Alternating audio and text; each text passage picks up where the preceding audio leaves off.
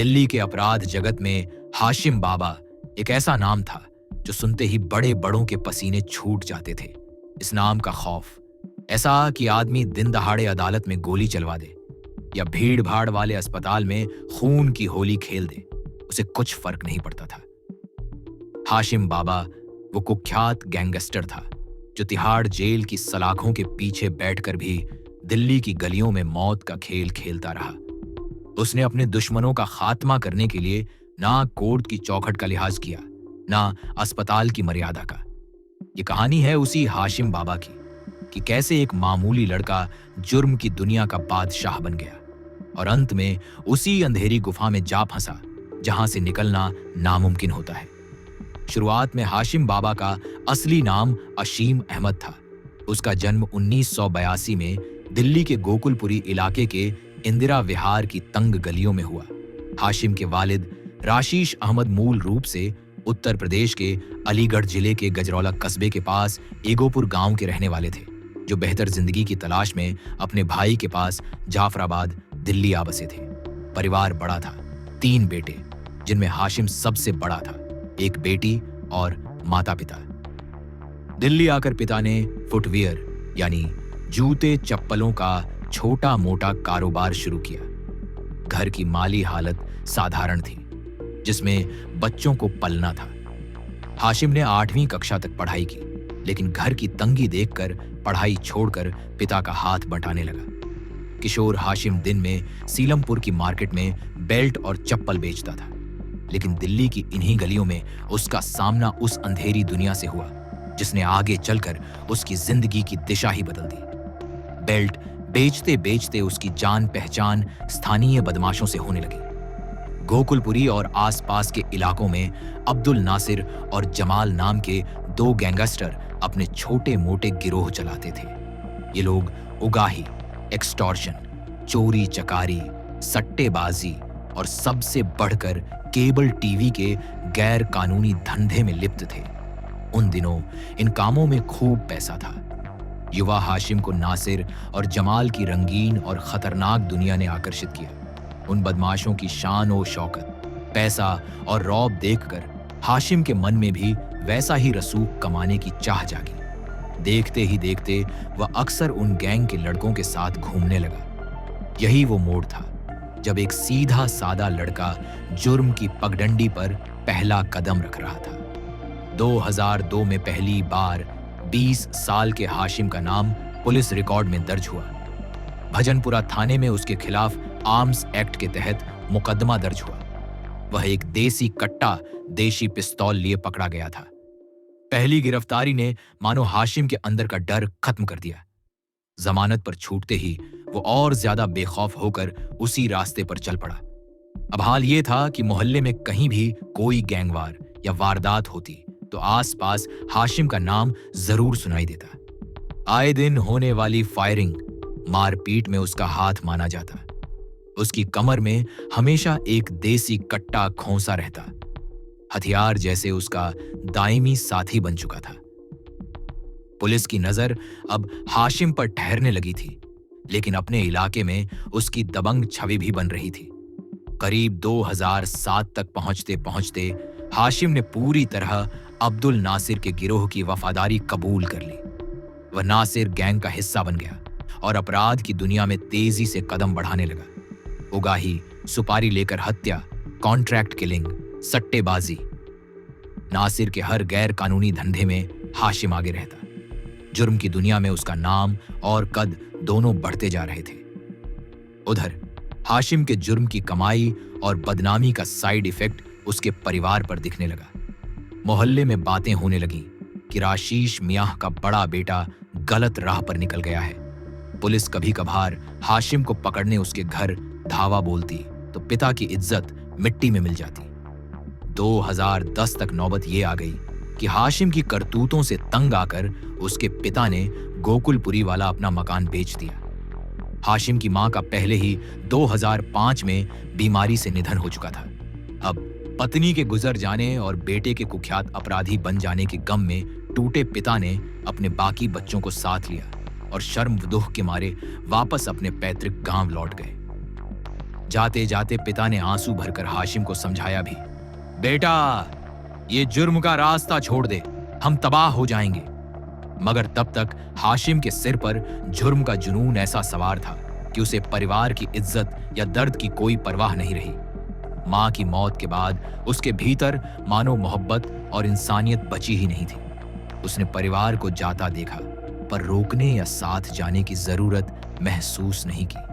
अब दिल्ली में उसका अपना कहने को कोई न था। वह पूरी तरह अपराध की अंधेरी दुनिया का बाशिंदा बन चुका था। परिवार के चले जाने के बाद हाशिम ने अपना ठिकाना बदल लिया। उसने अपने खास दोस्त राशिद उर्फ केबल वाला के यहाँ डेरा डाल दिया।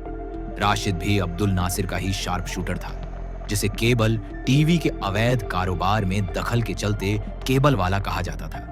2013 में अब्दुल नासिर को पुलिस ने एक हत्या के मामले में गिरफ्तार कर तिहाड़ जेल भेज दिया। नासिर के अंदर जाते ही बाहर उसके गैंग की कमान राशिद और हाशिम ने संभाल ली। दोनों मिलकर नासिर के सारे गैर कानूनी धंधे चलाते और दुश्मनों से निपटते रहे। हाशिम की जिंदगी अब रोज मौत और धोखे के सौदे करने में कट रही थी। वह उत्तर पूर्वी दिल्ली की अंडरवर्ल्ड दुनिया में तेजी से खौफ और ताकत का दूसरा नाम बनता जा रहा था। उधर उसी दौरान दिल्ली के अपराध जगत में एक और ताकत तेजी से उभर रही थी, अकील उर्फ मामा। अकील मामा ने क्रिकेट मैचों पर सट्टेबाजी के अवैध कारोबार से खूब पैसा और रुतबा कमाया और अब वह अब्दुल नासिर के इलाकों में सेंध लगाने की फिराक में था। देखते ही देखते नासिर बनाम मामा की ठनी रहने लगी।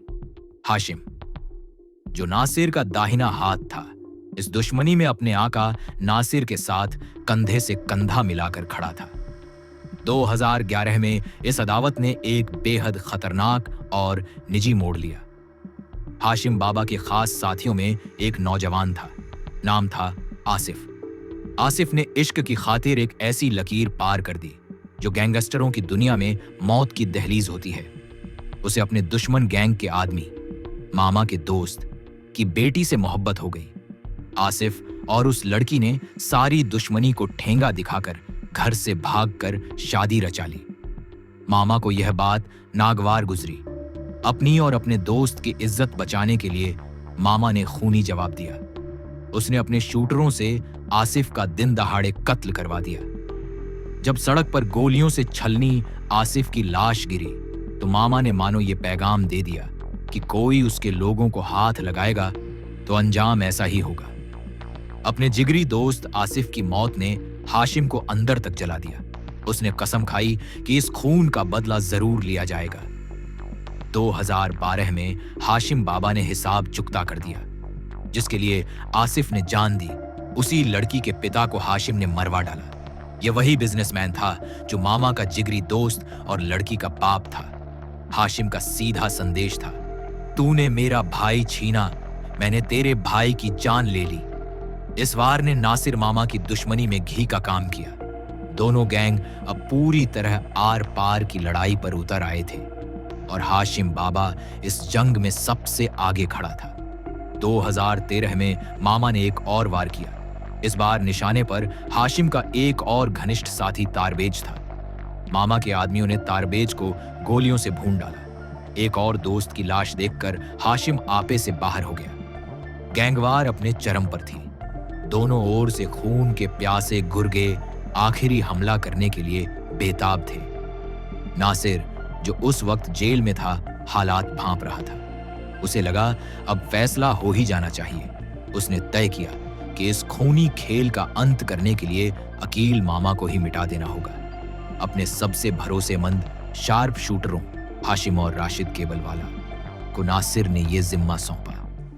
योजना बनी कि जल्द से जल्द मामा को रास्ते से हटा दिया जाए। 14 नवंबर 2014 की आधी रात जाफराबाद की तंग गलियों में सन्नाटा पसरा था। एक जान पहचान वाले की मौत पर उसके घर के बाहर गमगीन माहौल में लोग इकट्ठा थे। फातिहा पढ़ी जा रही थी। अकील मामा भी अपने उस परिचित के जनाजे में शामिल होने आया था। उसे क्या मालूम था कि मौत वहां उसी के इंतजार में खड़ी है। रात करीब 12:15 बजे अचानक खामोशी को गोलियों की तड़तड़ाहट ने चीर दिया। मातम की जगह चीख पुकार मच गई। सफेद चादरों के बीच बैठे लोग बदहवास होकर इधर उधर भागने लगे। देखा तो कुछ साए हाथों में बंदूकें लिए अंधाधुंध फायरिंग कर रहे थे। इन हमलावरों का सरगना खुद हाशिम बाबा था। अलग अलग दिशाओं से उसने और उसके साथियों ने ताबड़तोड़ गोलियां बरसाईं। अकील मामा समझ पाता, उससे पहले ही दर्जनों गोलियां उसके जिस्म को चीर चुकी थी। वह वहीं जमीन पर ढेर हो गया, लेकिन हाशिम बाबा ने यहीं पर ट्रिगर नहीं छोड़ा। कहते हैं मामा गिरकर निर्जीव हो चुका था, फिर भी हाशिम और राशिद उसके शरीर पर गोलियां दागते रहे।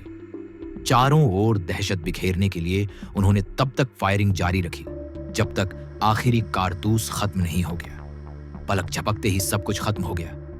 अकील मामा की लाश खून में लथपथ जमीन पर पड़ी थी। हर तरफ अफरा तफरी थी, रोने चिल्लाने की आवाजें थीं और हाशिम बाबा अपने साथियों समेत अंधेरे का फायदा उठाकर वहां से गायब हो चुका था। उस रात दिल्ली के अंडरवर्ल्ड का भूगोल बदल चुका था। पुलिस देर से पहुंची और तब तक सन्नाटा लौट आया था, लेकिन इस खौफनाक वारदात ने एक बात पूरी तरह साफ कर दी। दिल्ली के अपराध जगत में अब एक नया बेताज बादशाह उभर चुका है। नाम था हाशिम बाबा। मामा की मौत के साथ ही हाशिम बाबा का दबदबा आसमान पर पहुंच गया। पूर्वी दिल्ली के इलाकों में उसने अपने खौफ और नियंत्रण का परचम लहरा दिया। लोग अब उसे हाशिम के बजाय बाबा नाम से पुकारने लगे थे। सुना है हाशिम ने लंबे बाल बढ़ा लिए थे और उसका हुलिया कुछ फिल्मी किरदारों से मिलता जुलता हो गया था। कई लोग उसे संजय दत्त की फिल्म खलनायक के अंदाज में बाबा कहते थे। इस उपनाम ने उसके खौफनाक चेहरे को मानो एक ब्रांड नाम दे दिया।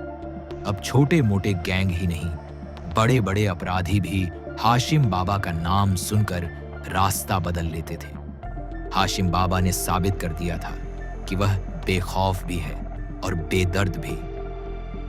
दिल्ली पुलिस के लिए वह सबसे बड़ा सिरदर्द बन चुका था, लेकिन फिलहाल कानून की पकड़ से दूर था। मामा को मार गिराने के बाद हाशिम के दिल में ताकत की भूख और बढ़ चुकी थी। उसे एहसास हुआ कि उसने जो खौफ और बादशाहत हासिल की है, उसका असली फायदा उसे नहीं मिल रहा। अब्दुल नासिर भले जेल में था, लेकिन नाम उसी का चल रहा था और हाशिम खुद को उसका मोहरा भर महसूस करने लगा। उसे लगा अब उसे अपने बलबूते भी खेल करना चाहिए। हाशिम बाबा ने धीरे धीरे नासिर की छत्र छाया से निकलकर अपने निजी रिश्ते बनाने शुरू कर दिए। दिल्ली के एक अन्य नामी गैंगस्टर सत्यवान उर्फ सोनू दरियापुर के साथ उसने गुपचुप गठजोड़ किया। सोनू दरियापुर पश्चिम दिल्ली में उगाही और केबल के धंधे में लिप्त था, लेकिन उसे लगातार हथियारों की दरकार रहती थी। हाशिम के पास असलहों का अच्छा खासा जखीरा और सप्लाई लाइन थी। उसने चोरी छिपे सोनू दरियापुर गैंग को हथियार सप्लाई करने शुरू कर दिए। इसका नतीजा यह हुआ कि हाशिम को दो तरफा फायदा होने लगा। एक तरफ वह नए इलाकों से पैसा कमा रहा था, दूसरी ओर अपराधियों के एक और गिरोह में उसकी पैठ बन गई। 2016 तक दिल्ली पुलिस हाशिम बाबा को एक उभरते माफिया डॉन के रूप में देखने लगी थी। उस पर कत्ल की कोशिश, अवैध हथियार रखने से लेकर रंगदारी तक के कई मुकदमे दर्ज हो चुके थे, लेकिन हाशिम बाबा के हौसले बुलंद थे। उसने एक ऐसा दुस्साहस कर डाला जिसने दिल्ली पुलिस को हिलाकर रख दिया। दिसंबर 2015 के आखिरी सप्ताह में कड़कड्डूमा कोर्ट, पूर्वी दिल्ली के कोर्ट नंबर 73 में हलचल मच गई। इरफान उर्फ चेनू पहलवान, जो अब्दुल नासिर का चिर प्रतिद्वंद्वी गैंग लीडर था, को एक मामले में पेशी के लिए अदालत लाया गया था। कोर्ट रूम खचाखच भरा हुआ था कि अचानक वकीलों के वेश में आए 4 किशोर लड़कों ने पिस्तौल निकालकर चेनू पर ताबड़तोड़ गोलियां चलानी शुरू कर दी। गोलियों की बौछार में एक पुलिस कांस्टेबल की जान चली गई। जज समेत कई लोग बाल बाल बचे। अदालत में अफरा तफरी मच गई। मौके पर मौजूद सुरक्षाकर्मियों ने तुरंत हरकत में आकर चारों हमलावरों को काबू कर लिया। इस सनसनीखेज वारदात ने पूरे देश को चौंका दिया। भारत के इतिहास में पहली बार किसी गैंग ने न्याय के मंदिर के अंदर गोली चलवाई थी। पुलिस ने जब गहराई से जांच की तो अंदाजा हुआ कि इस हमले के तार तिहाड़ जेल में बैठे अब्दुल नासिर और उसके शागिर्द हाशिम बाबा से जुड़ रहे हैं। माना गया कि नासिर और हाशिम ने मिलकर जेल के अंदर से ही चेनू पहलवान को मारने की साजिश रची। अपने गुर्गों के जरिए उन्होंने कम उम्र के कुछ लड़कों को कोर्ट में शूट आउट करने भेज दिया ताकि शक कम हो। चेनू पहलवान किस्मत से बच गया, लेकिन दिल्ली में गैंगवार एक नए स्तर तक पहुंच गई। हाशिम बाबा ने साबित कर दिया कि वह कानून और अदालत किसी से नहीं डरता। इस घटना के बाद दिल्ली पुलिस ने हाशिम बाबा को गिरफ्त में लेने की मुहिम तेज कर दी। संगठित अपराध पर रोक लगाने के लिए 2018 में पुलिस ने हाशिम बाबा और उसके गिरोह पर MCOCA महाराष्ट्र संगठित अपराध नियंत्रण अधिनियम के तहत केस दर्ज किया। MCOCA ऐसा सख्त कानून है जो बड़े माफिया और गिरोहों के खिलाफ इस्तेमाल किया जाता है। इसका मकसद था हाशिम जैसे अपराधी और उसके पूरे नेटवर्क को कानूनी शिकंजे में जकड़ना। इसी दौरान जून 2018 में जुर्म की दुनिया में एक हैरत अंगेज विकास हुआ। अब्दुल नासिर और चेनू पहलवान, इन दो कट्टर दुश्मनों ने सुलह करने का फैसला किया। बताया जाता है कि पूर्वी दिल्ली की एक मस्जिद में दोनों गैंग के परिवारों और कुछ मौलानाओं की मौजूदगी में एक बैठक हुई। वर्षों से चल रही खून खराबे की लड़ाई रोकने के लिए दोनों पक्ष तैयार हुए। आपसी समझौते के तहत इलाकों का बंटवारा कर लिया गया और यह वादा किया गया कि कोई गैंग दूसरे के इलाके या धंधे में दखल नहीं देगा। इस सुलह से दोनों ओर के कई जानलेवा झगड़े थम गए। पुलिस रिकॉर्ड के मुताबिक उनकी रंजिश में 17 जानें जा चुकी थीं, जो अब रुकीं। पर इस समझौते का एक अनचाहा नतीजा भी निकला। नासिर का खासम खास चेले हाशिम बाबा ने इस सुलह को मानने से इनकार कर दिया। उसके लिए चेनू पहलवान दुश्मन था और दुश्मन का दोस्त भी दुश्मन ही होता है। नासिर का चेनू से हाथ मिलाना हाशिम को नागवार गुजरा। उसने उसी पल बगावत का रास्ता चुन लिया। मीटिंग के तुरंत बाद हाशिम बाबा ने अब्दुल नासिर का साथ छोड़ दिया। कुछ भरोसेमंद साथियों को लेकर उसने अपना अलग गैंग बना लिया। हाशिम जानता था कि चेनू गैंग के साथ अब उसे अकेले ही निपटना होगा और वह इसके लिए तैयार था। उसका मानना था कि नासिर ने समझौता करके कमजोरी दिखाई है, पर वह नहीं झुकेगा। उसने ऐलान कर दिया कि जंग जारी रहेगी। हाशिम बाबा के इस कदम से दिल्ली के अपराध जगत में खलबली मच गई। नासिर के बादशाहत से अलग होकर अपना वर्चस्व कायम करना आसान नहीं था, मगर हाशिम ठान चुका था। शुरुआत में उसके साथ करीब 8 जिगरी साथी थे, वे जिनके साथ उसने सालों गैंगवार में कंधे से कंधा मिलाकर लड़ाइयां लड़ी थीं। लंबे बालों और दबंग अंदाज वाले अपने इस सरगना को वे सम्मान से बाबा पुकारते थे। अब हाशिम बाबा गैंग नाम का नया गिरोह दिल्ली की सड़कों पर राज करने निकल पड़ा। अपनी अलग राह चुनते ही हाशिम बाबा ने खूनी खेल का एक नया दौर शुरू कर दिया।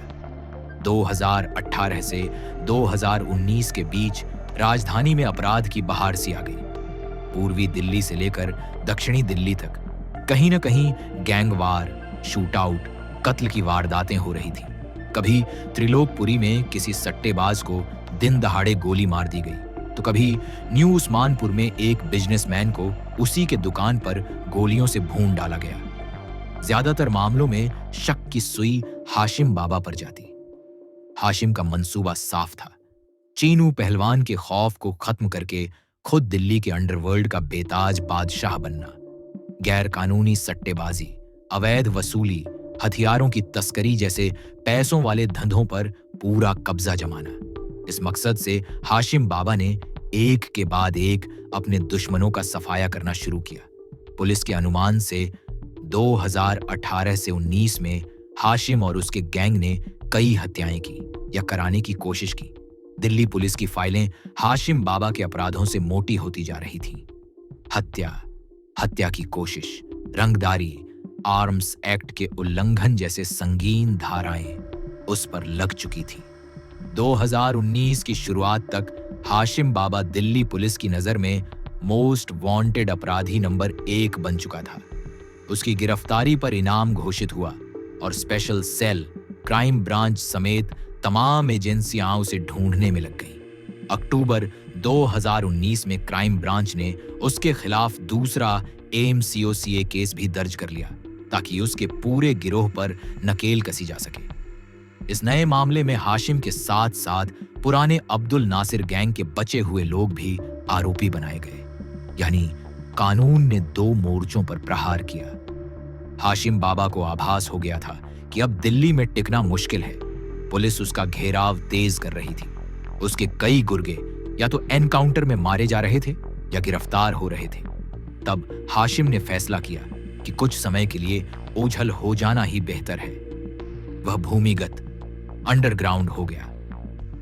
लगातार ठिकाने बदलते हुए छुपकर अपने काम करवाता रहा। मोबाइल फोन आदि से दूर रहते हुए पुलिस की नजरों से बचने की कोशिश करता रहा। कई महीने भागते छिपते बीत गए, मगर दिल्ली पुलिस की स्पेशल सेल ने हार नहीं मानी थी। वे दिन रात उस भेड़िए को तलाश रहे थे जिसने शहर की शांति भंग कर रखी थी।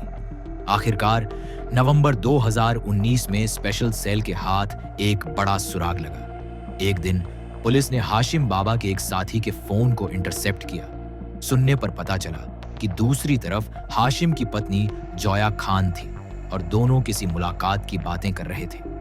जोया, जो कि हाशिम की पत्नी होने के साथ साथ उसके गैंग के कामकाज में भी हाथ बटाती थी, कुछ समय से पुलिस के रडार पर थी। कॉल ट्रेस से मालूम पड़ा कि जोया और हाशिम की मुलाकात शाहदरा के सुभाष पार्क स्थित एक अपार्टमेंट में होने वाली है।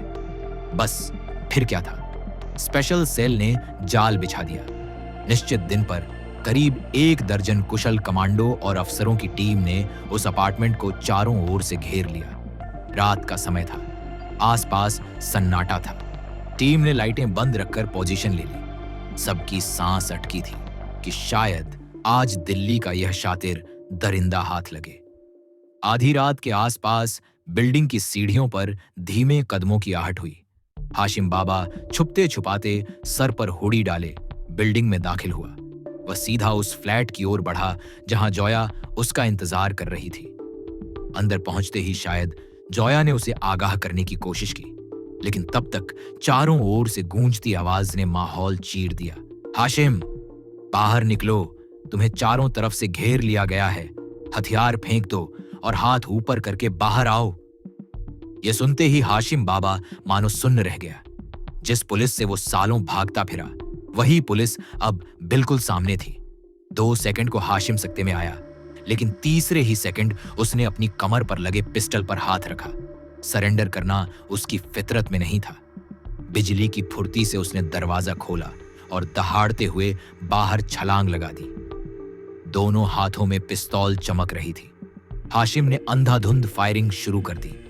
स्पेशल सेल के कमांडो पहले से चौकन्ने थे।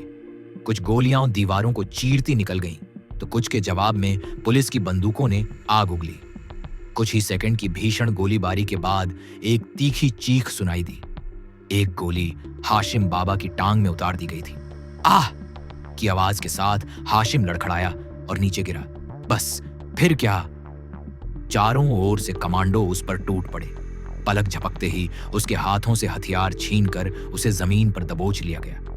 हाथों में हथकड़ियां और पैरों में चोट लिए हाशिम बाबा आखिरकार कानून के पंजे में था।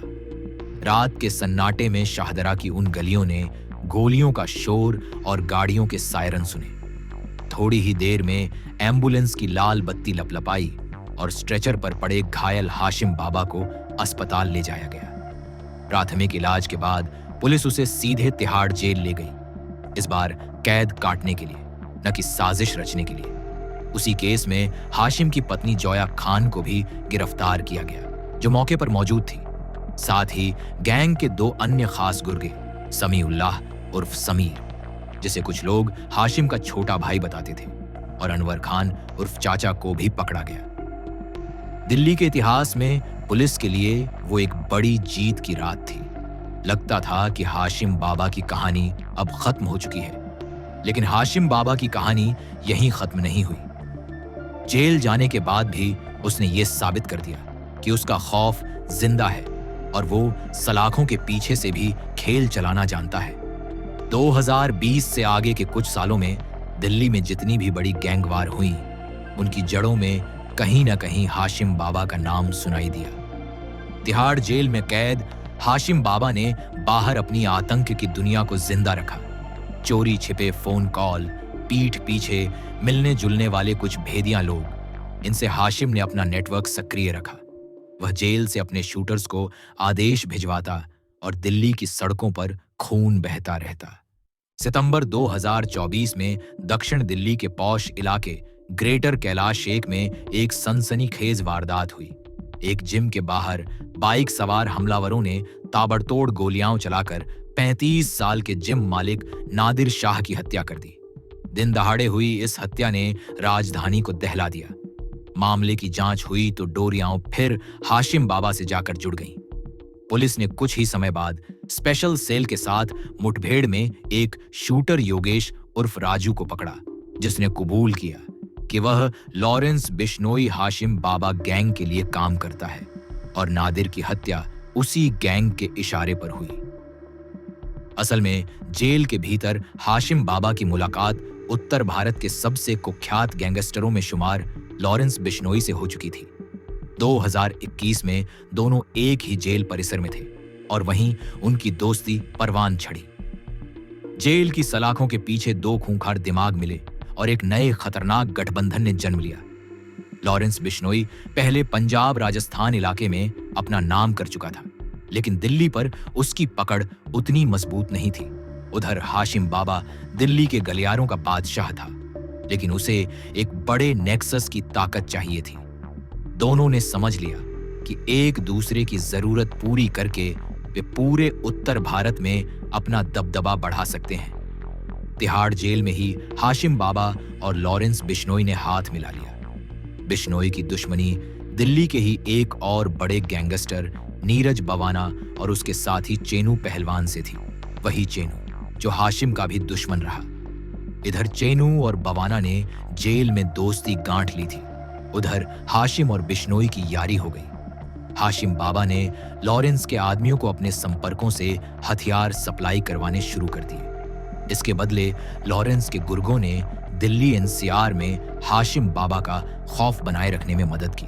वे कारोबारी और रईस लोगों को धमकी भरे फोन करते, कभी खुद को बिश्नोई का बंदा बताकर तो कभी हाशिम बाबा का आदमी बताकर, और मोटी वसूली करते। जिनके पास पैसे नहीं देते उनके दफ्तरों और गाड़ियों पर गोलियां चलाकर खौफ पैदा किया जाता। धीरे धीरे दिल्ली, हरियाणा, पंजाब सब जगह इस नई गैंग का नाम फैलने लगा, लॉरेंस बिश्नोई हाशिम बाबा गैंग। दिल्ली पुलिस के मुताबिक तिहाड़ जेल के भीतर बैठे बैठे हाशिम बाबा ने इस गठजोड़ के सहारे करीब आधा दर्जन हत्याएं बाहर अंजाम दिलवाईं। सितंबर 2024 का नादिर शाह मर्डर इसका एक उदाहरण था, तो वहीं जुलाई 2024 में एक और खौफनाक वारदात हुई, जिसने साफ दिखाया कि जेल में बैठा हाशिम बाबा भी कितना खतरनाक है। 14 जुलाई 2024 की दोपहर दिल्ली के शाहदरा स्थित गुरु तेग बहादुर अस्पताल जीटीबी हॉस्पिटल में लोग मरीजों का हाल चाल ले रहे थे कि अचानक वार्ड नंबर 24 में गोलियों की आवाज गूंज उठी। दो अज्ञात हमलावर अस्पताल के चौथे माले के उस वार्ड में घुस आए थे और उन्होंने एक मरीज को निशाना बनाकर करीब से गोली मार दी। पूरे अस्पताल में भगदड़ मच गई। पुलिस की सुरक्षा जहां थी वहां भी अफरा तफरी का आलम हो गया। उस दिन अस्पताल में भर्ती 35 साल के रियाजुद्दीन नाम के मरीज ने मौके पर दम तोड़ दिया। दिल्ली के एक अस्पताल के अंदर दिन दहाड़े गोली चलने की यह घटना अभूतपूर्व थी। जांच हुई तो पता चला कि इस वारदात के पीछे भी हाशिम बाबा का ही हाथ था। दरअसल उस वार्ड में चेनू पहलवान गैंग का एक बदमाश वसीम पुलिस हिरासत में इलाज करा रहा था। हाशिम बाबा ने अपने गुर्गों को वसीम को खत्म करने का हुक्म दिया। हमलावरों ने बाकायदा वारदात से पहले कई दिन तक अस्पताल की रेकी की, सीसीटीवी और सुरक्षा का जायजा लिया। गोली चलाने से ठीक पहले उनका एक साथी अयान अस्पताल में मौजूद था, जिसने फोन पर शूटरों को वसीम की लोकेशन की खबर दी। पर दुर्भाग्यवश या कहें खराब इरादों की सजा, शूटरों ने गलत आदमी को मार दिया। वसीम की जगह बगल वाले बेड पर इलाज करा रहे रियाजुद्दीन को गोली लग गई। वो बेकसूर मरीज इस गैंगवार का शिकार हो गया। जीटीबी अस्पताल शूटआउट ने हाशिम बाबा की हैवानियत का एक और चेहरा दिखाया। अपने दुश्मन को मारने की सनक में उसने एक निर्दोष की जान लेने से भी गुरेज नहीं किया। दिल्ली पुलिस पर दबाव बढ़ गया कि जल्द से जल्द इस गैंग के बचे लोगों को पकड़ा जाए। कानून के लंबे हाथ अब हाशिम बाबा के पूरे नेटवर्क को एक एक कर उधेड़ने लगे। हाशिम बाबा तिहाड़ की काल कोठरी में था, लेकिन पुलिस ने बाहर उसके साम्राज्य को तोड़ने की कसम खा ली थी।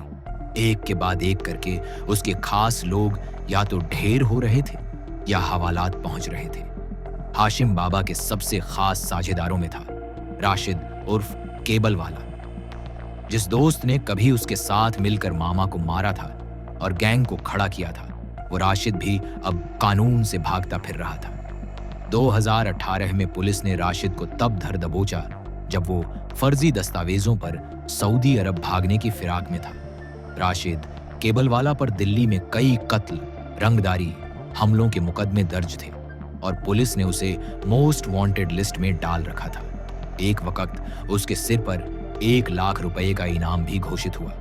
पकड़े जाने पर पुलिस ने उसके खिलाफ MCO-CCA भी लगाया, मगर 2020 में ये शातिर जांच एजेंसियों को चकमा देकर फरार हो गया। उसने एक फर्जी पासपोर्ट का इंतजाम किया और देश से बाहर निकल भागा। भागने के बाद राशिद केबलवाला ने विदेश में जाकर अपने काले धन को सफेद करने की जुगत शुरू कर दी। पहले उसने सऊदी अरब के रियाद में कपड़ों का व्यापार खोला, फिर थाईलैंड में पैर जमाने की कोशिश की, मगर दिल्ली पुलिस ने उसका पीछा नहीं छोड़ा था। इंटरपोल के जरिए उसके लोकेशन का पता लगाने की कोशिशें जारी थीं। आखिर अक्टूबर 2025 में खबर आई कि राशिद केबलवाला को अजरबैजान के बाकू हवाई अड्डे पर आव्रजन अधिकारियों ने हिरासत में ले लिया है। उसके जाली यात्रा दस्तावेज पकड़ में आ गए। भारतीय एजेंसियां अब उसे भारत लाने की तैयारियों में जुट गई हैं। जिस आदमी ने एक जमाने में हाशिम बाबा के साथ मिलकर दिल्ली में खून की नदियां बहाईं, आज वही किसी परदेसी जेल में अपने अंजाम का इंतजार कर रहा है। हाशिम बाबा की बीवी जोया खान भी अंततः कानून की पकड़ में आ गई। जोया ने हाशिम से निकाह के बाद बरसों तक पर्दे के पीछे रहकर उसके गिरोह को संभाला था। जब हाशिम जेल में था, जोया ही उसके संदेश बाहर तक पहुंचाती, लेन देन करवाती थी। दिल्ली के अपराध जगत में लोग उसे लेडी डॉन कहकर पुकारने लगे थे। एक समय तो सोशल मीडिया पर जोया का एक वीडियो वायरल हुआ जिसमें वो होली के दिन पिस्तौल लहराती दिखी। ये उसी ने शूट किया था अपने रौब के प्रदर्शन के लिए, मगर इसने पुलिस को और चौकन्ना कर दिया। जोया कई सालों तक पुलिस के लिए एक पहेली बनी रही। सब जानते थे कि वह कुछ न कुछ काला कर रही है, पर रंगे हाथों पकड़ी नहीं जा रही थी। फरवरी 2025 में आखिरकार दिल्ली पुलिस ने उसे भी धर दबोचा। स्पेशल सेल की एक टीम ने उसे 270 ग्राम हेरोइन, करीब 1 करोड़ रुपए कीमत के साथ गिरफ्तार किया। जोया इतनी चालाक थी कि बरसों तक कानून से बचती रही, पर कहते हैं हर अपराधी से कोई ना कोई चूक होती है। जोया भी अंततः पकड़ी गई। फिर जून 2025 में एक और बड़ा एक्शन हुआ। पुलिस ने अमन नाम के एक सक्रिय बदमाश को पकड़ा जो हाशिम बाबा गैंग के लिए काम करता था। हैरत की बात यह कि उसके साथ हाशिम की पत्नी जोया भी पकड़ी गई। उनके कब्जे से 3 पिस्तौल, 4 जिंदा कारतूस और करीब 1,49,000 रुपए नकद बरामद हुए। जोया शायद अपने गैंग के बचे लोगों को फंड और हथियार मुहैया करा रही थी। अब पुलिस ने जोया पर भी MCO-CCA लगा दिया ताकि वो आसानी से छूट न सके। इन गिरफ्तारियों के बाद हाशिम बाबा का गिरोह ताश के पत्तों की तरह बिखर चुका था। उसके दाएं बाएं हाथ कहे जाने वाले सारे मोहरे गिर गए। बीवी जेल में, खास साथी फरार या गिरफ्तार और वो खुद तिहाड़ जेल की कोठरी में बंद। लेकिन पुलिस ने यहीं पर संतोष नहीं किया। वे अब कानूनी मोर्चे पर भी हाशिम को समाप्त करने में जुट गए। नादिर शाह हत्याकांड में पकड़े गए एक शूटर ने अदालत में गवाही देने पर रज्जामंदी जता दी। वह सरकारी गवाह बन गया और उसने खुलासा किया कि नादिर की सुपारी लॉरेंस बिश्नोई और हाशिम बाबा ने मिलकर दी थी। इसका मतलब ये कि अदालत में हाशिम बाबा को सजा दिलवाने के लिए गवाह और सबूत दोनों तैयार हैं। कभी जिस हाशिम बाबा के नाम से दिल्ली थर्राती थी, आज वही शख्स तिहाड़ जेल में उम्र कैद की जिंदगी काटने के कगार पर है। उसने जुर्म की जो फसल बोई, आखिरकार उसे काटने का वक्त आ गया है। अपने खून खराबे और खौफ के साम्राज्य को कायम रखने की धुन में हाशिम ने न जाने कितनी जिंदगियां तबाह की, मगर अब कानून उसके हर अपराध का हिसाब चुकता करने को तैयार है।